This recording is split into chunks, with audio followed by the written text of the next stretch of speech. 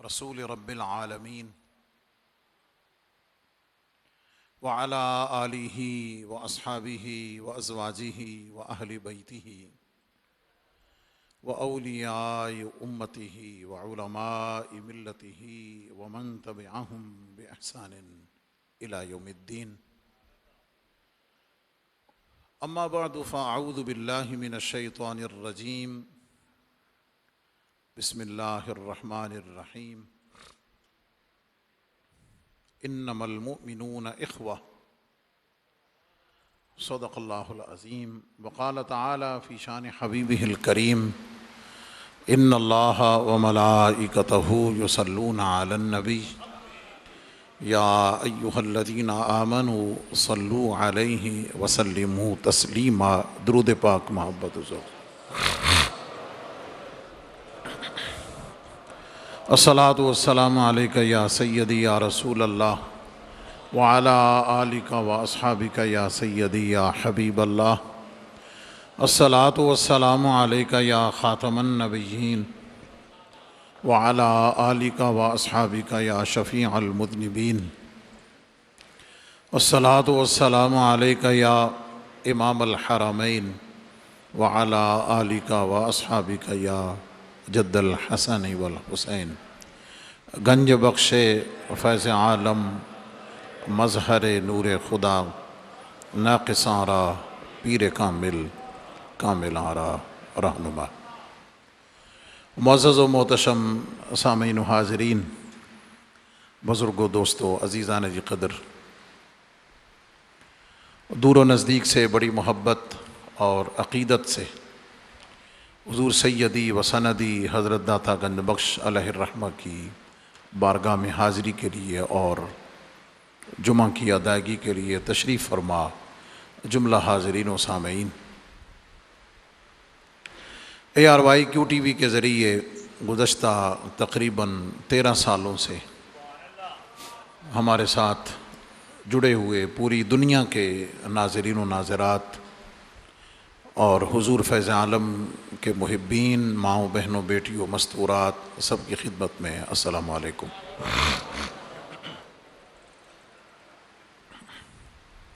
گزشتہ 3 جمعۃ المبارک سے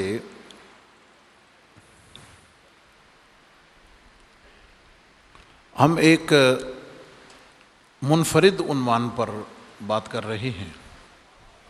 منفرد میں نے اس لیے کہا ہے کہ میری معلومات میں اس موضوع پر ابھی تک کسی نے اس طرح بات نہیں کی،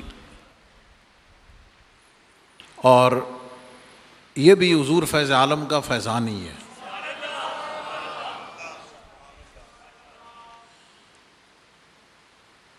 موضوع کا تعلق کوئی تنقید نہیں ہے، بلکہ ایک فکری اصلاح ہے اور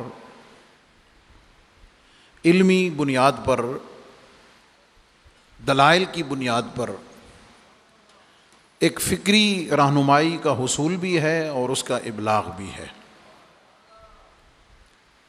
عنوان 2 لفظی ہے کہ بادشاہ و اولیاء،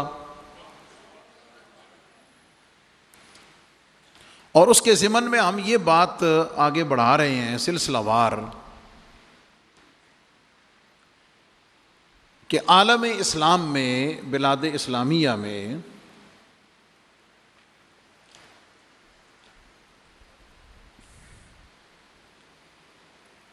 ہر عہد میں بڑے بڑے عبقری اور نابغہ روزگار ہستیاں، جنہیں ان کے اپنے زمانے کے لوگوں نے بھی اور بعد میں آنے والے لوگوں نے بھی تسلیم کیا، مانا کہ یہ لوگ اپنے زمانے کے بڑے ہی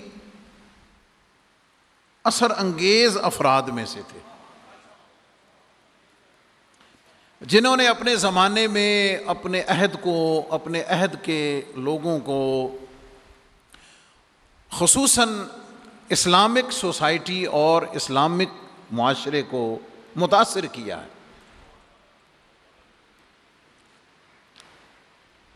ان پاک اور عظیم لوگوں نے، اولیاء نے، صوفیاء نے اپنا جو مشن اور اپنا جو طرز عمل رکھا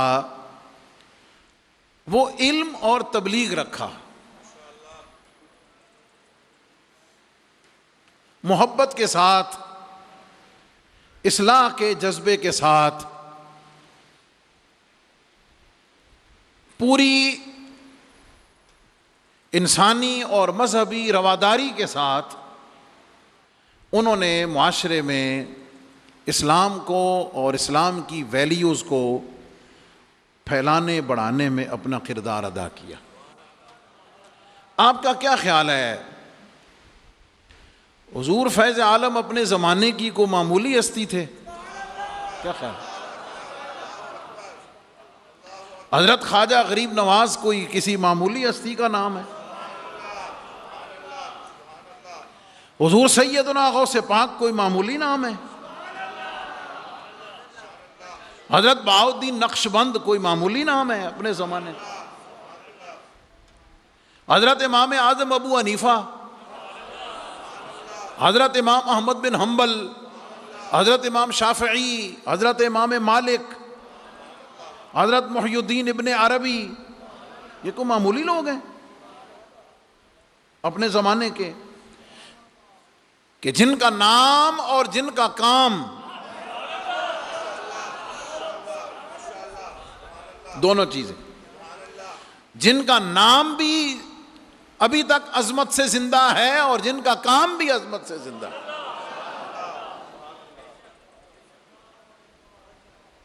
حضور سیدی فیض عالم رضی اللہ تعالیٰ عنہ، یعنی آپ سوچیں تو صحیح کہ وہ ہستی اور ان کی اسپرچول گرپ، روحانی گرفت کتنی مضبوط ہے کہ 1000 سال گزر گیا، 1000 سال گزر گئے، آج بھی لاکھوں لوگ ان کی محبت اور ان کے عشق میں مبتلا ہیں۔ کیسے معمولی بات ہے کوئی؟ تو یہ ہستیاں اپنے زمانے کی بڑی عبقری، بڑی جینیس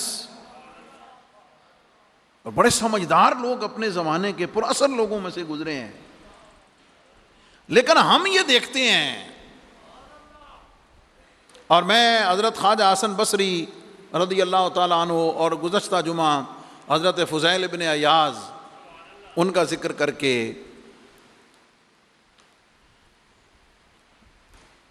میں نے آپ کی خدمت میں ایک سوچ رکھی ہے، اور ظاہر ہے اختلاف کی گنجائش موجود ہے، ہمارا مشرب تو ویسے ہی محبت کے ساتھ بات کرنا ہے، ہم کوئی بازو اوپر کر کے منہ میں جھانک پیدا کر کے تو ہمارا مزاج ہی نہیں ہے، اس لیے کہ ہم جن کی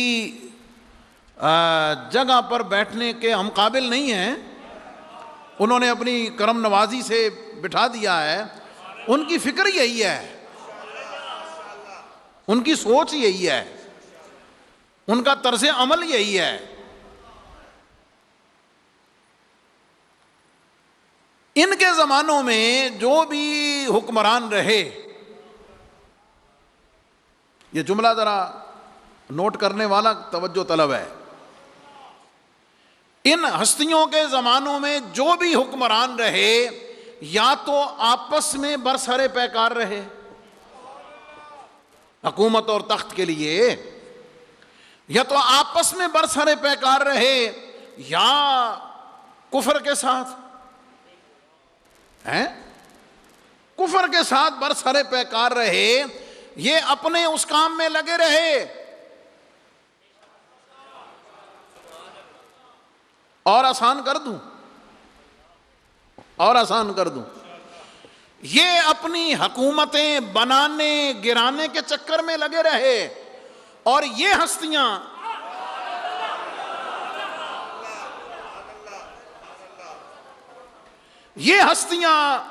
امت کے قافلے کو، امت کے ایمان اور امت کے اعتقاد اور ان کے عمل اور ان کے اخلاص کے قافلے کو لیڈ کرتے ہوئے اپنی دنیا بساتے ہوئے امت کو اور آگے رہ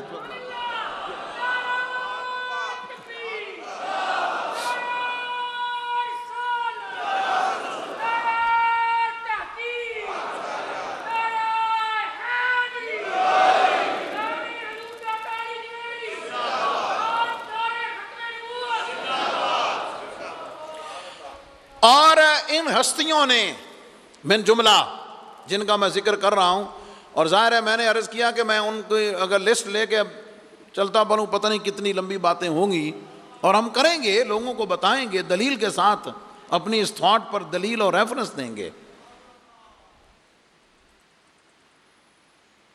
ان ہستیوں نے، ان پاکیزہ لوگوں نے اپنے اپنے زمانوں میں اور اپنے اپنے عہد میں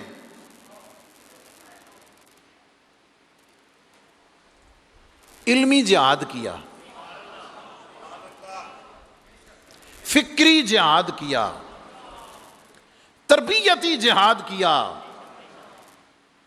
تا وقتے کے، میں ہمیشہ کہتا ہوں تا وقتے پہ جب تک کوئی معاملہ اسلام کی جو ضروریات دینیہ ہیں یا کوئی ایسا عمومی مسئلہ نہیں آیا کہ جس میں امت کی، اسلام کی، دین کی کسی بنیادی چیز پر جب تک ضرب نہیں لگی، یہ لوگ اپنا کام کرتے رہے، لیکن جب وہ نوبت آئی تو پھر حجروں میں نہیں بیٹھے۔ ہاں، کسی غلط فہمی میں مت رہنا، جب ضرورت پڑی تو پھر میدان جہاد میں اور میدان عمل میں بھی نکلے، لیکن کافروں کے خلاف نکلے، اسلام کے ساتھ کھڑے ہو کر۔ جب اسلام پر عمومی کوئی ایسا وقت آیا تو پھر اسلام کی طرف سے حجروں میں چھپ کے دروازے بند نہیں کیے، بلکہ اس زمانے کے مطابق پھر تلوار لے کر یہ بھی سپاہ کے ساتھ کھڑے ہوئے۔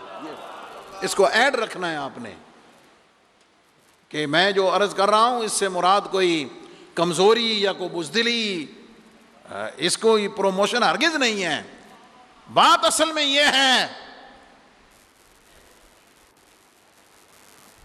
سمجھنے والی بات یہ ہے کہ تا وقت کے جب تک اسلام کی ضروریات دینیہ میں سے کسی پر کوئی حرف نہ آئے، اس وقت امت کے اس قافلے کو، امت کے اس علم، تحقیق، ریسرچ، تربیت، محبت، خدمت، اس کے راستے سے ہٹانا یا ہٹ جانا، یہ ان صوفیاء کا طریقہ نہیں ہے۔ یہ میں اصل میں بتانا چاہ رہا ہوں۔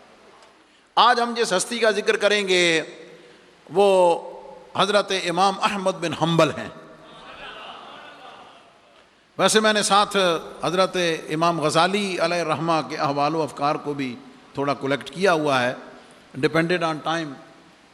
حضرت امام احمد بن حنبل ائمہ اربعہ جو فقہ کے 4 امام ہیں، حضرت امام اعظم ابو حنیفہ، حضرت پاجی بہ جاؤ اللہ علیہ مسلح ہی خالی ہے گا، تسی پچھو ٹرے ہو، سارے تو انوبا آیا بہ جاؤ، جلدی آنا ہوئے تو 12:30 بجے آیا کرو۔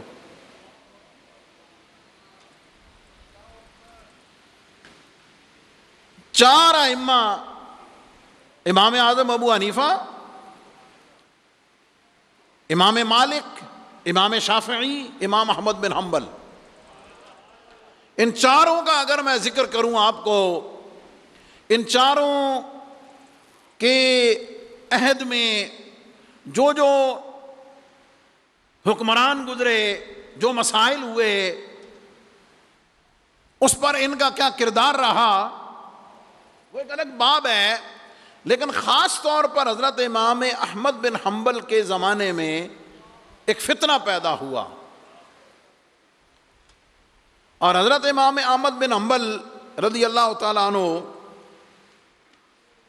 یاد رہے کہ کوئی معمولی ہستی نہیں ہے۔ آپ جو ائمہ اربع فقہا ہیں، ان میں مستقل فقہ حنبلی کے بانی ہیں۔ آپ کے فالوورز آج بھی پوری دنیا میں، اسپیشلی مڈل ایسٹ اور ایجپٹ میں، الجزائر میں، اس طرف بہت زیادہ آپ کی فالوئنگ ہے جیسے اس طرف امام اعظم ابو حنیفہ رحمۃ اللہ علیہ کی۔ کیا مطلب؟ آپ نے اپنے علم سے، اپنی محنت سے، اپنی ریسرچ سے، اپنے کردار، اخلاق، محنت، محبت سے ایک زمانے کو متاثر نہیں کیا، بلکہ قیامت تک ایک مستقل لائن اور ڈائریکشن نبی پاک علیہ الصلوۃ والسلام کی سنت و شریعت کی تعبیرات کی امت کو دی ہے۔ آپ کے دور میں ایک فتنہ رونما ہوا، اہل علم اس کو اسٹڈی کریں، دیکھیں، ریسرچ کریں اور زیادہ تفصیل سے جانیں۔ وہ تھا قرآن پاک کے مخلوق ہونے کا۔ اس کے سادے لفظوں میں خلق قرآن۔ معتزلہ نے اور فلاسفہ نے اس وقت یہ نظریہ پیش کیا کہ قرآن مجید فرقان حمید جو ہے یہ کلام قدیم نہیں ہے بلکہ کلام مخلوق ہے۔ سادے لفظوں میں خلق قرآن کا مسئلہ ایک انہوں نے نظریہ پیش کیا۔ حضرت امام اعظم ابو حنیفہ رحمۃ اللہ علیہ نے اہل سنت و جماعت کی طرف سے معتزلہ اور فلاسفہ کا رد کرتے ہوئے آپ نے ون لائن ایک نظریہ اہل سنت کی طرف سے پیش کیا کہ القرآن کلام اللہ غیر مخلوق، کہ قرآن مجید اللہ کا کلام ہے اور غیر مخلوق ہے۔ مجھے اس وقت اس کی ڈیٹیل میں، تشریح میں جانے کی نہ ضرورت ہے نہ اسے بتانے کی ضرورت ہے۔ ایک بہت بڑا فتنہ اس وقت رونما ہوا۔ پرابلم کہاں پہ شروع ہوا؟ علمی اختلاف ہوا، کوئی حرج نہیں، ہو جاتا ہے۔ پرابلم یہاں پہ ہوا کہ اس وقت کے جو عباسی خلیفہ تھے، آپ کہہ لیجئے، اور خلیفہ کا مطلب اب تو 56 اسلامی ممالک ہے نا، اس وقت one state, Islamic one state پوری دنیا میں جب خلافت کا نظام تھا، تو اس وقت جو خلیفہ وقت تھے، ایک نہیں، دو نہیں، تین، یکے بعد دیگرے، تین خلفاء نے جو اسلامک خلیفے تھے، انہوں نے معتزلہ کو اور فلاسفہ کے اس نظریہ کو اڈاپٹ کیا، ایکسیپٹ کیا اور سرکاری طور پر اسے نافذ کر دیا۔ یعنی اس ٹائم کا صدر وزیر اعظم جو ہے وہ اگر کسی چیز کو امبریلا پروٹیکشن دے دے اور وہ چیز قرآن و سنت کے خلاف ہو، صراحتاً خلاف ہو، اس کا تعلق جو ہے وہ فروعی مسائل سے نہ ہو، اس کا تعلق اصولی مسائل سے ہو، جیسے نبی کریم صلی اللہ علیہ وسلم، آپ کا عقیدہ ختم نبوت، امت کا اتفاقی عقیدہ، اجماعی عقیدہ ہے کہ نبوت نبی پاک علیہ السلام پر ختم اور مکمل ہو گئی۔ فتنہ رونما ہوا، علماء نے اس کا جواب دیا، اعلیٰ حضرت نے رسائل لکھے، علماء نے اس کا رد کیا، علمی میدان میں پورا کام کیا، یہاں تک کہ حضور سیدنا میرے علی شاہ رضی اللہ تعالی عنہ گولڑا سے نکل کر باہر آ گئے۔ پوری ہسٹری ہے نا، پوری تاریخ ہے۔ تو تاریخ علماء کی، صوفیہ کی پاکستان میں یہ بتاتی ہے کہ اس وقت میں حکومت نے، اس وقت کی حکومت نے کس کا ساتھ دیا؟ عقیدہ ختم نبوت کا ساتھ دیا۔ ایسا ہی ہے نا، یہ تو تاریخی حقائق ہیں۔ تاریخ پاکستان، اسلام کی تاریخ اس کے اوپر کلیئر ہے۔ حکومت وقت نے علماء کا مطلب اسلام کا، قرآن کا، دین کا، شریعت کا ساتھ دیا۔ ایسا ہی ہے نا بھائی، حکومت نے ساتھ دیا تو ہی تو جھوٹے مدعیان ختم نبوت کو باقاعدہ طور پر نان مسلم ڈکلیئر کیا گیا. ایسا ہی ہے نا.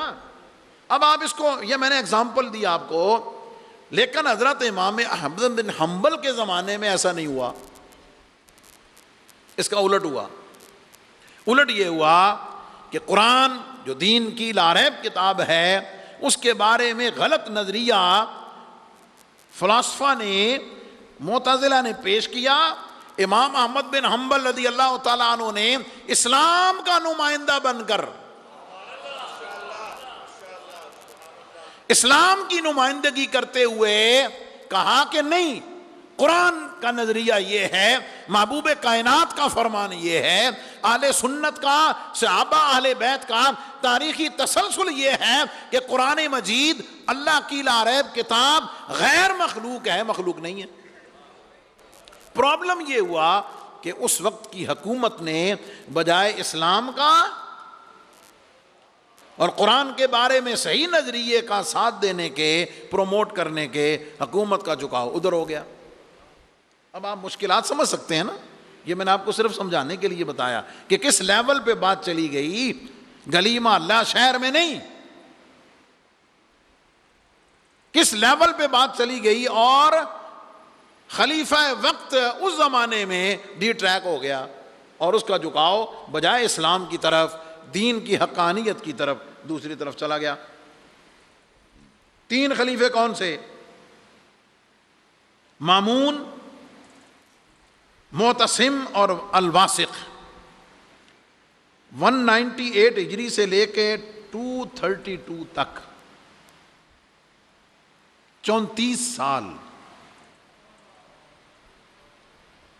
34 سال یہ فتنہ رہا، حکومت کی سرپرستی میں رہا. حضرت امام احمد بن حنبل ڈٹے رہے. آپ نے اس پر خطابات کیے، آپ نے اس پر کتابیں لکھی، آپ نے اس پر لیکچرز دیے. اب ظاہر ہے جب حکومت کو پتہ چلا اور بہت سارے لوگ چھپ گئے، دب گئے. امام اعظم امام احمد بن حنبل رضی اللہ تعالی عنہ نے کلیئر کٹ کہا، القرآن کلام اللہ غیر مخلوق، من قال مخلوق فہو کافر. ختم، اسلام سے خارج ہے. 2 ٹوک بات کر دی. یہ فکری جہاد ہے، یہ علمی جہاد ہے. اور ایک بات یہاں رک کر آپ کی معلومات اور اویئرنس کے لیے اور بتا دوں، اس سے آپ کو بہت ساری چیزیں سمجھنے میں آسانی ہوگی. قاضی کا کام، جج کا کام، عالم کا کام، مفتی کا کام قانون کو بتانا ہے، مسئلہ بتانا ہے، فیصلہ کرنا ہے، ڈیسیژن دینا، یہ کام ہے. قوت نافذہ، اس پر عمل درآمد کرانا، سمجھ رہے؟ اس پر عمل درآمد، اس کی امپلیمنٹیشن اور اس کو نافذ کرنا، یہ جج کا، قاضی کا، عالم کا، مفتی کا کام نہیں ہے. اس کو سمجھیں، عملی زندگی میں اس کو ذرا دیکھیں. بھائی کسی گھر چوری ہو گئی، چور پکڑا گیا، ثبوت کے ساتھ کورٹ میں پیش کیا گیا، جج نے فیصلہ سنا دیا کہ اس کا جرمانہ، اس پر اتنا جرمانہ ہے اور اس کی اتنی قید ہے. ٹھیک ہے جناب، تہاڈا کی خیال ہے؟ ہن جج صاحب اتوں اٹھ کے تو ہاتھ پھڑ کے انہوں جیلے لے کے جان گے؟ نو. اس کو اپلائی کرنا، اس کو امپلیمنٹ کرنا پولیس کا کام ہے، اداروں کا کام ہے کہ وہ اس کیے گئے ڈیسیژن پر عمل درآمد کرائیں گے. ایسے ہی ایک عالم کے پاس، مفتی کے پاس، ہمارے پاس کو آ جائے کہ جناب فلاں شخص نے اپنی بیوی کو 3 طلاقیں دے دی ہیں، اس کے باوجود اس نے اپنی بیوی کو ساتھ رکھا ہوا ہے. عالم کیا کہے گا؟ مفتی کیا کہے گا کہ جناب طلاقیں ہو گئیں، ان میں علیحدگی واجب ہے، آپ ان کو الگ کر دیں. وہ اکٹھے نہیں رہ سکتے. مسئلہ بتا دیا. ہوں مفتی صاحب جا کے تے وہ بڈھی نو ہاتھ تو پھڑ کے وہ گھر چھڑ کے آن گے؟ نیور. کسی نے نماز کا مسئلہ پوچھا کہ جناب میری دعائیں قنوت رہ گئی، میں سجدہ صاحب بھی نہیں کیتا، دعائیں قنوت رہ گئی ہے، سجدہ صاحب بھی نہیں کیا، اب میں کیا کروں؟ خطیب صاحب بتائیں گے امام صاحب وطر دوبارہ پڑھو. وطر مسئلہ بتا دیا نا. تو تہاڈا کی خیال ہے کہ ہن امام صاحب وہ دی جگہ وطر بھی آپ پڑھن گے؟ نیور. یہ ایک اصول یاد رکھیں. خرابی کب آتی ہے؟ خرابی کب آتی ہے؟ کہ جب جج بھی ہم خود بنتے ہیں، جج بھی ہم خود بنتے ہیں، اور جج کے بعد فیصلہ نافذ کرنے بھی ہم خود ہی چل پڑتے ہیں.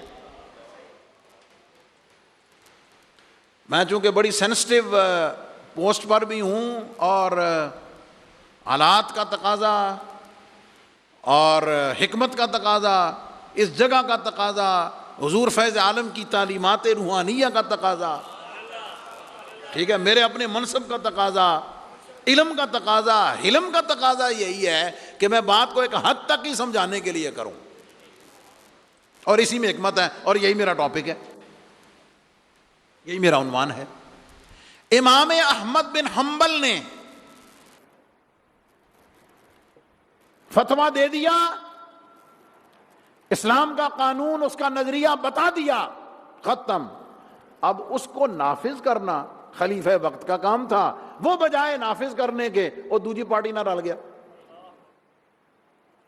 امام صاحب نے اپنا فکری، علمی، عملی جہاد جاری رکھا. جب امام احمد بن حنبل اپنے اس فتویٰ سے، اپنے اس علم کی ترویج و اشاعت سے باز نہ آئے نا جناب، تو پھر حکومت دا جڑا بدماشی والا کام ہوندا ہر زمانے رہا.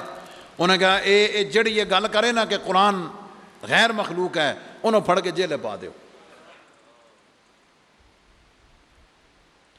اس نظریہ کے لیڈر حضرت امام احمد بن حنبل تھے. حضرت امام احمد بن حنبل کو پکڑ کر قید کر دیا گیا. توجہ ہے جناب؟ جب قید میں ڈالا نا، حضرت امام احمد بن حنبل کوئی عام ہستی تو تھے نہیں، اور ان کا یہ فرمان اپنی کسی ذاتی خواہش، اپنی کسی ذاتی تمنا کے لیے تھا نہیں، کسی ذاتی مقصد کے لیے تھا نہیں. قرآن و سنت اور حق کی بات تھی، دلیل کے ساتھ ڈٹ کے کہہ دی. ظالم بادشاہ نے پکڑ کے قید کر دیا. حضرت امام احمد بن حنبل ان ہستیوں میں سے ہیں، میرا وجدان اور ایمان کہتا ہے کہ جنہ دی کدی تہجد بھی قضا نہیں ہوئی ہونی. آپ رات کو اٹھے عبادت اور ریاضت میں اللہ اللہ کرتے ہوئے اللہ کی بارگاہ میں دعا کی، مولا میں نے اپنے علم، اپنے وجدان اور قرآن و سنت کی دلیل کے ساتھ میں نے حق بات کی ہے، میں نے حق بات کی ہے. مولا تو بہتر جانتا ہے، تو اس خلیفہ وقت اور میرے درمیان تو اب ہی فیصلہ کر دے. یہ ہے صوفی کا ہتھیار، یہ ہے ولی کی تلوار، جو یوں چلتی ہے، جو یوں وار کرتی ہے. امام احمد بن حنبل دعا فرمائی، ہفتہ بھی نہ گزرے آتے خلیفہ صاحب وہ بجائے بعد آن والا سبق سکھن دے. یہ بھی بڑا پرابلم ہے. بجائے بعد میں آنے والا سبق سیکھنے کے، انہیں کیا بھئی امام احمد بن حنبل کو صرف قید نہیں کرنا، ہوں انہوں کوڑے بھی مارو. سمجھ گیا نا؟ اللہ اکبر. تاریخ میں موجود ہے، احوال میں موجود ہے. روزانہ 30 کوڑے امام احمد بن حنبل کو لگائے جاتے. جنہ دے نا زندہ نا تو ایویں نہیں زندہ. جن کے نام عظمت سے لیے جاتے ہیں وہ ایسے نہیں لیے جاتے. خون جگر دے کر اسلام کے گلشن کی آبیاری کی ہوئی ہے. 30 کوڑے روزانہ لگتے، جب ہر کوڑا لگتا نا تو آپ فرماتے اللہ اکبر، اور ساتھ فرماتے لا یغیر ما فی قلبی، اور تہاڈی بھولے، تمہاری بھول ہے. احمد بن حنبل دلیل کے ساتھ جو کہہ چکا ہے وہ دل سے کہا ہے، وہ کبھی تبدیل نہیں ہو سکتا، جو مرضی کرنا ہے کر. اے جسمانی جہاد سی، ہاں اے جسمانی جہاد سی. علمی فکری جہاد کے بعد کلمہ حق کہا، ڈٹ کے کہا، اپنے سر پہ تکلیف لی، صبر کیا. کیا کیا؟ صبر کیا. اور پھر تاریخ بتاتی ہے کہ پھر لوگوں میں نا تھوڑی بیداری پیدا ہوئی. لوگوں دی دماغ وچ آیا کہ یار یہ نظریہ کتنا مضبوط ہے، اور یہ جو بیداری پیدا ہونا نا یہ ایک الگ عنوان ہے. اللہ اکبر. حضرت امام علی مقام رضی اللہ تعالیٰ عنہ میدان کربلا میں جو شہادت ہے وہ بنیادی طور پر اس کے ڈھیروں اینگلز میں سے ایک اینگل اور ایک تجزیہ یہ ہے کہ امت سو گئی تھی. امت سو گئی تھی. ان کو تقریر سے جگانے کی کوشش کی، ان کو فتووں سے جگانے کی کوشش کی. جب وہ بیدار نہ ہوئی اور دین تبدیل ہوتا نظر آیا، امام علی مقام پھر اپنا خون دے کے امت نو بیدار کیتا. ہاں یہ ایک الگ پہلو ہے امام علی مقام رضی اللہ تعالی عنہ کی عظمت و شہادت کو سمجھنے کا. پھر امت میں بیداری پیدا ہوئی، پھر کچھ جوان اٹھے. اب بالکل بیداری وہی جو امت میں غفلت غزہ فلسطین کے بارے میں ہے. آیا نہیں؟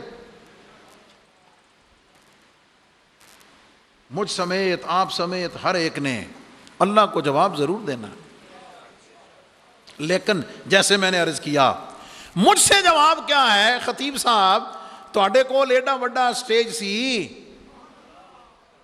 ARYQ-TV اللہ ان کا بھلا کرے، پوری دنیا میں پیغام پہنچاتا تھا، اور تسی کو غزہ دا نہ لیا، ان کی مظلومیت کی بات کی، اور کچھ نہیں تو دعا ہی کر دینی سی. ہم سے سوال یہ ہے، اور حکمرانوں سے، حکام بالا سے سوال یہ ہے کہ تم نے ان کے کیس کو عالمی سطح پر کیسے پریزنٹ کیا ہے؟ تمہارے پاس طاقت تھی، تم نے اس طاقت کو، قوانین کو مروئے کار لاتے ہوئے اپنے مسلمان بھائیوں کے لیے استعمال کیا یا نہیں کیا؟ یہ سوال جن کے پاس ہے ان سے ہوگا. اور تواڈے میرے کو اور کوئی سوال نہیں، دسی دعا تے کر لیا کریے کہ یا اللہ ہمارے ان مظلوم بھائیوں کی مدد فرما، ہمارے ان بھائیوں کی مشکلات کو آسان فرما، انہیں یہودیوں کے ظلم سے نجات عطا فرما.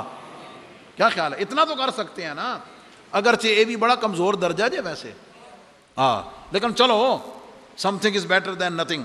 حضرت امام احمد بن حنبل رضی اللہ تعالیٰ عنہ، ان کے دور میں کہا گیا کہ بابا جی چپ بھی کر جاؤ.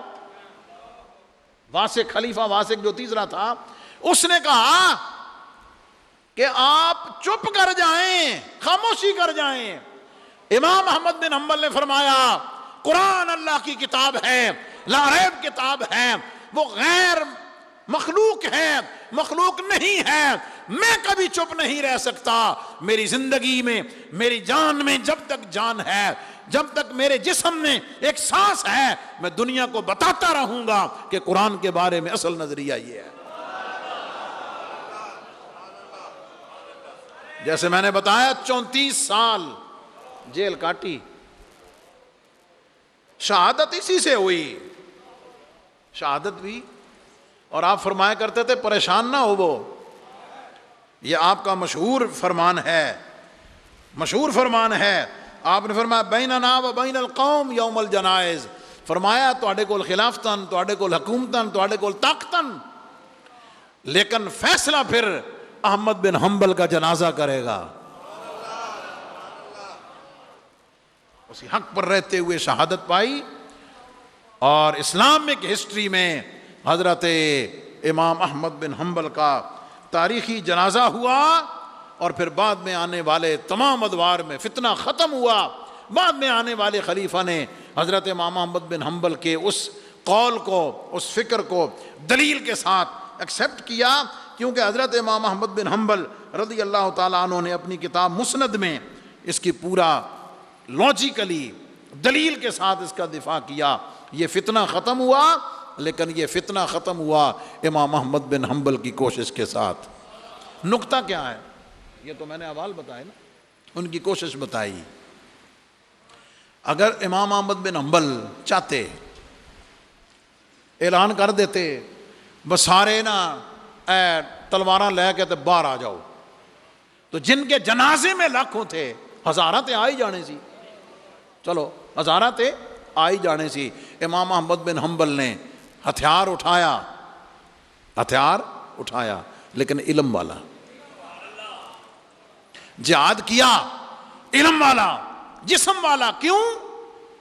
کہ یہ ایشو ما بین المسلمین تھا. اس کو سمجھیں، یہ مسلمانوں کے مابین تھا، اسلامک سٹیٹ کے اندر کا معاملہ تھا. کوئی یہودیوں، عیسائیوں یا کافروں والا، مجوسیوں والا معاملہ نہیں تھا. اگر وہ ہوتا تو پھر طریقہ اور تھا. جب اندر کی بات تھی تو پھر جو منصب تھا، جو اللہ نے قوت و طاقت دی تھی، اس کے مطابق آپ نے اس ہتھیار کو، علم والا، اپنی ذات پہ اس ظلم کو سہنے والا اور ظلم سہ کر امت کو بیدار کرنے والا، پھر قیامت تک کے لیے فتنہ ختم ہوا. اور امام احمد بن حنبل تاریخ میں، اسلامک ہسٹری میں ہمیشہ کے لیے امر ہو گئے.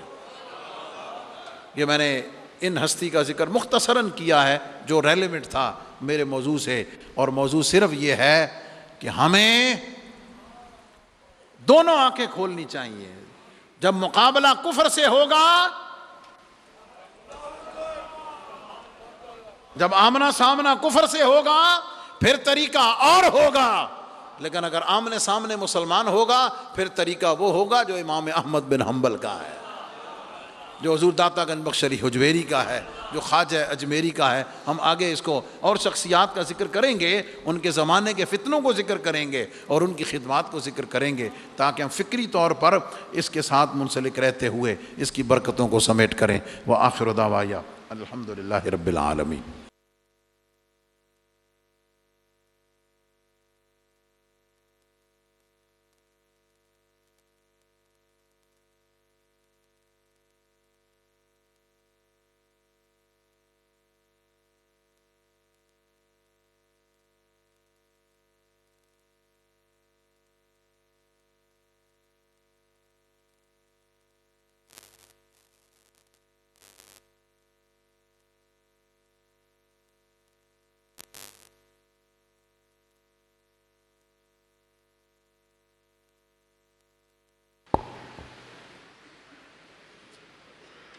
اللہ اکبر، اللہ اکبر، اللہ اکبر، اللہ اکبر. اشہد ان لا الہ الا اللہ، اشہد ان لا الہ الا اللہ، اشہد ان محمد رسول اللہ،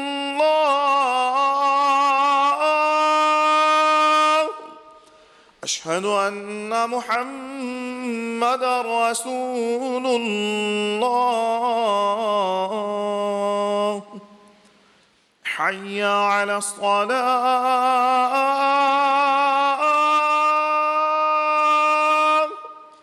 حی علی الصلاة،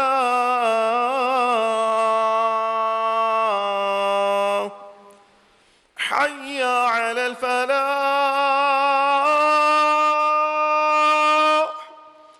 حی علی الفلاح.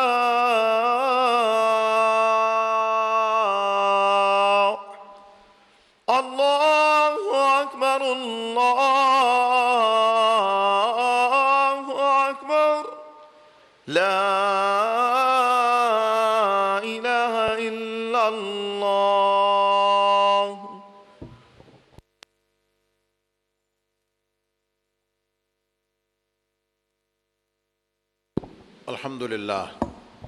الحمد لله وحده والصلاة والسلام على من لا نبي بعده وعلى آله وأصحابه الذين وفوا عهده.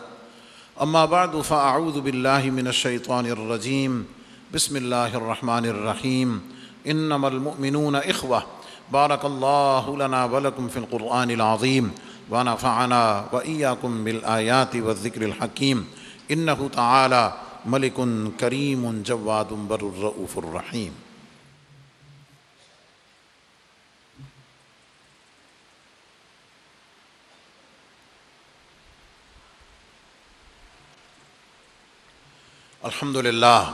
الحمد لله نحمده ونستعينه ونستغفره ونؤمن به ونتوكل عليه ونعوذ بالله من شرور أنفسنا ومن سيئات أعمالنا. من يهده الله فلا مضل له ومن يضلل فلا هادي له. ونشهد أن لا إله إلا الله وحده لا شريك له ونشهد أن سيدنا ومولانا محمدا عبده ورسوله. إن الله وملائكته يصلون على النبي يا أيها الذين آمنوا صلوا عليه وسلموا تسليما. صلى الله تعالى عليه وعلى آله وأصحابه وبارك وسلم أبدا. لا سيما على أولهم بالتصديق أمير المؤمنين أبي بكر الصديق رضي الله تعالى عنه، وعلى أعدل الأصحاب أمير المؤمنين عمر بن الخطاب رضي الله تعالى عنه، وعلى جامع القرآن أمير المؤمنين عثمان بن عفان رضي الله تعالى عنه، وعلى أسد الله الغالب أمير المؤمنين علي بن أبي طالب كرم الله تعالى وجهه الكريم، وعلى ابنه الكريمين السعيدين الشهيدين القمرين المنيرين سيدينا أبي محمد الحسن وأبي عبد الله الحسين رضي الله تعالى عنهما، وعلى أمهما سيدة النساء فاطمة الزهراء رضي الله تعالى عنها، وعلى سائر فناق الأنصار والمهاجرة، وعلينا معهم يا أهل التقوى وأهل المغفرة. اللهم أيد الإسلام والمسلمين، اللهم انصر الإسلام والمسلمين، اللهم ارحم علينا وعلى جميع المسلمين في كل مكان، وألف بينهم واجمع كلمتهم. اللهم انصر إخواننا في غزة فلسطين وكشمير وسودان.